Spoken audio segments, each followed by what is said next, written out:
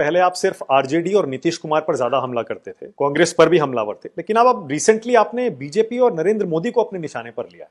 क्या ये कहना गलत है प्रशांत जी कि आपने हाल के दिनों में बिल्कुल गलत सीधा निशाना प्रधानमंत्री पर लगाया गलत है? इसलिए और आपने देखिए बयान में अपने ये भी कहा कि ये आते हैं बिहार, यहां से वोट ले जाते हैं, लेकिन सारी फैक्ट्रियां गुजरात में लगाते हैं। क्या ये सच नहीं है? गुजरात के लोग क्या ये सच नहीं है? पूरे देश का पैसा जो है गुजरात में लगाया जा रहा है। भाई आप बात समझिए, आप पहली बात तो ये समझिए कि हमलावर इन पर है, ये तो आप सुनने वाले पर है।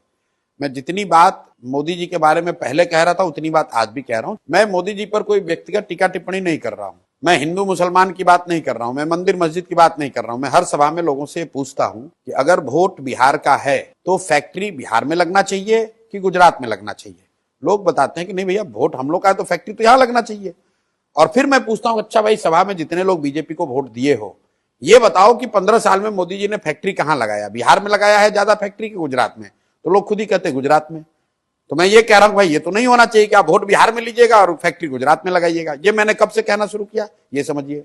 मोदी जी आए मधुबनी में, मधुबनी के अपने भाषण में मोदी जी ने कहा कि सहरसा से एक नई वंदे भारत ट्रेन चलेगी जिससे श्रमिक परिवार के बच्चे सुविधाजनक तरीके से महाराष्ट्र और गुजरात जा पाएंगे वहां मजदूरी करने। अब इसका बड़ा लोगों ने ताली बजाया, कुछ पत्रकारों ने स्वागत भी किया कि मोदी जी की बड़ी सौगात, एक नई वंदे भारत।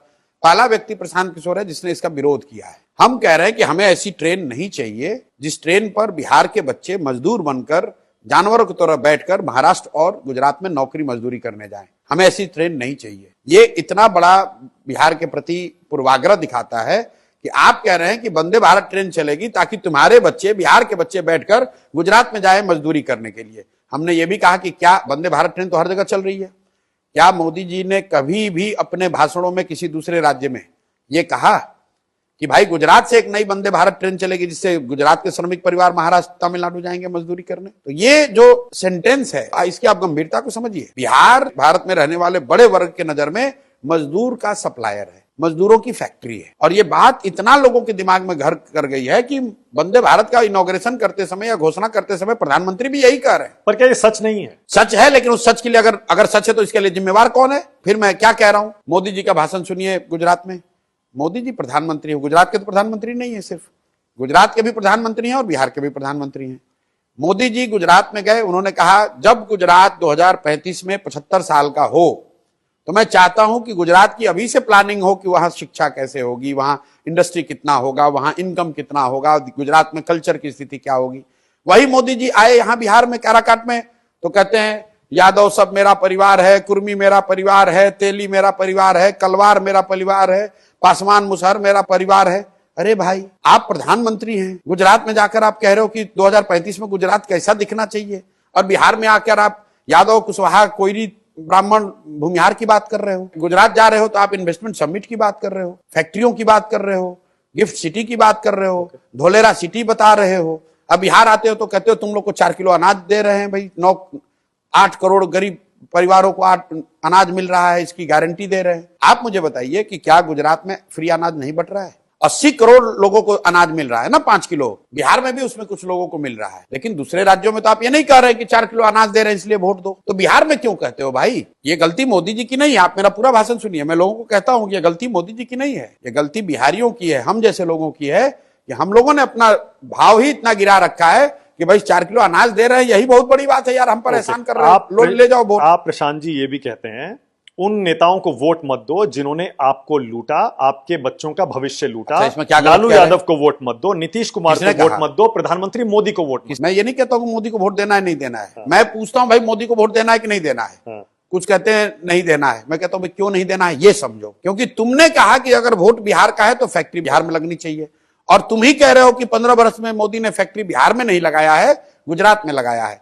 तो वोट अगर हम लोग दे रहे हैं, मोदी यहां फैक्ट्री लगाने की बात करें तो वोट देंगे। मैं ये लोगों से जरूर कहता हूं कि नीतीश कुमार को रखना है कि हटाना है। लोग बताते हैं कि हटाना है। देखिए वीडियो में जब लोग कहते हैं कि भाई नीतीश को रखना है कि हटाना है, लोग कहते हैं नीतीश को हटाना है। मैं पूछता हूं कि अच्छा नीतीश को तो तुम्हें हटाना है, अगर मोदी आकर कहेंगे तो उनके कहने पे वोट दोगे? तो कहता है नहीं देंगे। क्यों नहीं दोगे? तो मैंने आपको बताया कि भाई जब वोट हमारा है तो गुजरात में फैक्ट्री लगाए। फिर मैं पूछता हूं अगर मोदी और नीतीश नहीं को हटाना चाहते हो तो क्या लालू के लालटेन को वापस लाना चाहते हो? तो लोग कहते हैं नहीं लाना चाहते। चाहते। मैं सवाल रखता हूं और जनता को कहता हूं, भाई तुम्हारी ये जो दुर्दशा है, तुम सुधरोगे तब सुधरेगा। ठीक है, लेकिन आपने प्रधानमंत्री के बारे में ये भी कहा अभी जब वो आए थे और चले गए, आपने कहा कि ये माइग्रेशन पर नहीं बोलते, बिल्कुल नहीं बोला। एम्प्लॉयमेंट पर नहीं बोलते, कभी नहीं बोला। हेलीकॉप्टर से उतरते हैं और आके कुछ कुछ बोल के अपना चले जाते हैं। पिछले 3 महीनों में मोदी जी 2-3 बार बिहार में आए। हाँ, जितनी बार आए, सैकड़ों करोड़ रुपए बिहार सरकार का खर्च होता है उन मीटिंग को ऑर्गेनाइज करने में, क्योंकि वो प्रधानमंत्री हैं। मधुबनी में आए तो उन्होंने कोई जनसभा नहीं की। बिहार में पूरे पंचायती राज से जुड़े हुए लोगों को सरकारी खर्चे पर, समझिए, 1 लाख से ज्यादा पंच सरपंच, 1 लाख से ज्यादा वार्ड सदस्य, मुखिया, सबको सरकारी खर्चे पर गाड़ी, खाना, भत्ता देकर मधुबनी बुलाया गया। सबकी मीटिंग हुई, तो उसमें मोदी जी ने पंचायती राज पर कुछ नहीं कहा। उस पर उन्होंने ऑपरेशन सिंदूर की बात कही, वो भी अंग्रेजी में। तो भाई अगर पंचायती राज के लोगों को बुलाया है, बिहार सरकार के खर्चे पर बुलाया है, तो कम से कम पंचायती राज के लिए कुछ बोल दिए होते कि भाई बिहार के पंचायतों के लिए कोई विशेष राशि की घोषणा कर रहे हैं। वो तो उन्होंने किया नहीं। तो हम लोग ये कह रहे हैं कि आप जितनी बार आ रहे हैं, बिहार को कुछ दे रहे हैं, नहीं दे रहे हो तो बात की बात है। बिहार जैसे गरीब राज्य से 10, 20, 50, 100 करोड़ रुपया खर्च क्यों करवा रहे हो अपने कार्यक्रम के लिए? अपना उनका जो भी तरीका है, आए बोले। क्या बोला मोदी जी ने? क्या मोदी जी ने बोला कि कब बिहार में शुगर मिल चालू होगा? क्या मोदी जी ने कहा कि बिहार से माइग्रेशन कब, पलायन कब रुकेगा? क्या मोदी जी ने बताया कि यहाँ शिक्षा कब सुधरेगी? क्या मोदी जी ने बताया कि बिहार में जो सबसे बड़ी समस्या से लोग जूझ रहे हैं, बाढ़ के लिए केंद्र सरकार क्या, आज से नहीं मतलब दशकों से जो जूझ रही है, कि बाढ़ का कोई समुचित हल निकालने के लिए केंद्र सरकार क्या पहल करेगी? भाई इन मुद्दों पर आप नहीं बोल रहे हैं। आपने आकर घोषणा की ये रोड बनेगा, ये रेलवे लाइन खुलेगा। तो मेरे भाई, हम लोगों ने ये कहा कि ये इससे तो बहुत बड़ी घोषणा आपने 2015 में की कि हम बिहार को 1,25,000 करोड़ रुपए दे देंगे, का पैकेज दे देंगे। 15 के बाद लगातार मोदी जी प्रधानमंत्री हैं और यहाँ राज्य में भी एनडीए की ही सरकार है। तो हम लोग का सवाल ये है कि भाई 15 के बाद या तो मोदी जी ने वो पैसा भेजा नहीं, या उन्होंने पैसा भेजा, उन्हीं के डबल इंजन सरकार का दूसरा इंजन के लोग बिहार में उस पैसे को उन लोगों ने लूट लिया। क्योंकि बिहार में 1,25,000 करोड़ का कोई काम तो होता हुआ दिखा नहीं हम लोग को। तो मोदी जी उसका जवाब नहीं दे रहे, करे ये 25 किलोमीटर का एक रेलवे लाइन शुरू करेंगे।